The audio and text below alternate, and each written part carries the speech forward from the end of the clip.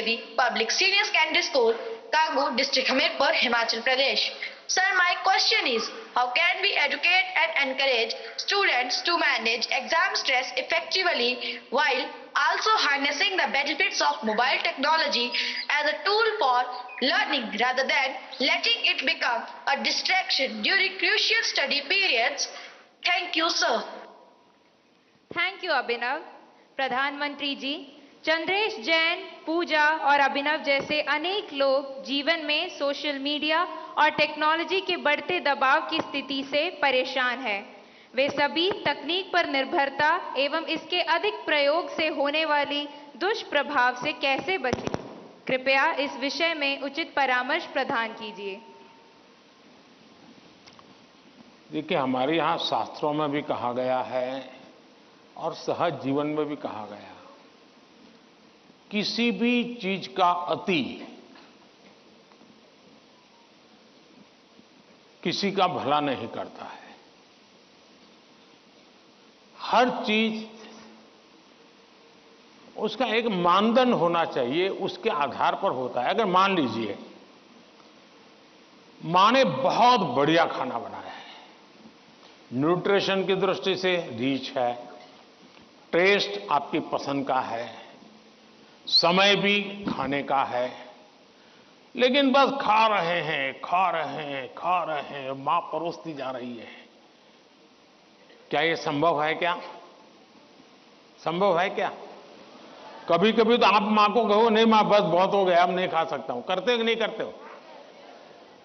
आपकी प्रिय खाना था, हर प्रकार से न्यूट्रिशन वैल्यू वाला था, वो समय भी ऐसा था, खाने का वक्त था, फिर भी एक स्टेज आ जाता है जब वो खाना आपके लिए तकलीफ कर सकता है, वॉमिटिंग करवाएगा, हेल्थ खराब कर देगा। आपका कितना ही प्रिय खाना, आपको रुकना पड़ेगा। रुकना पड़ता कि नहीं रुकना पड़ता? वैसे ही मोबाइल के ऊपर कितना ही प्रिय चीजें, कितनी ही चीजें आती हो, लेकिन कुछ तो समय तय करना पड़ेगा। अगर आप, मैंने देखा है आजकल बहुत से लोगों को जब भी देखो लगे पड़े हैं। आपने देखा होगा, मेरे हाथ में कभी, बहुत रेयर केस में कभी मोबाइल फोन मेरे हाथ में होता है, क्योंकि मुझे मालूम है कि मेरे समय का मुझे सर्वाधिक उपयोग क्या करना है। जबकि मैं ये भी मानता हूं कि इंफॉर्मेशन के लिए मेरे लिए एक बहुत आवश्यक साधन भी है, लेकिन उसका कैसे उपयोग करना, कितना करना, इसका मुझे विवेक होना चाहिए। और ये दोनों जो पेरेंट्स की चिंता है, वो इन दो की नहीं है, हर पेरेंट्स की चिंता है। शायद ही कोई अपवाद होगा जो मां बाप खुद भी दिन भर मोबाइल में अटके रहते होंगे ना, वो भी चाहते होंगे कि बेटा इससे बचे। और आपने देखा होगा, सबसे बड़ी बात, आपके जीवन को बहुत कुंठित कर देता है जी। अगर आप परिवार में देखोगे तो घर के 4 लोग 4 कोने में बैठे हैं और एक दूसरे को मैसेज फॉरवर्ड करते हैं, उठ करके मोबाइल नहीं दिखाते कि देख मैंने ये आया तुम देखो। क्यों? सीक्रेसी। ये इसके कारण एक बहुत बड़ा अविश्वास पैदा करने में ये भी एक साधन बन गया आजकल। अगर मां ने मोबाइल फोन को हाथ लगा दिया, बस आ गया घर में तूफान। तुम कौन होती मेरे मोबाइल को हाथ लगाने वाली? यही हो जाता है।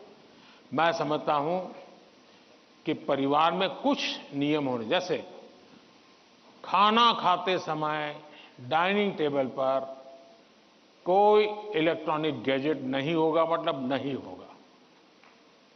सब लोग खाना खाते समय गप्पे मारेंगे, बातें करेंगे, खाना खाएंगे। ये हम डिसिप्लिन फॉलो कर सकते हैं जी। घर के अंदर, मैंने पहले भी कहा है या दोबारा कहता हूं, नो गैजेट जोन, कि भाई ये कमरे में कोई गैजेट की एंट्री नहीं, हम बैठेंगे, बातें करेंगे, गप्पे मारेंगे। परिवार के अंदर वो ऊष्मा का वातावरण उसके लिए जरूरी है।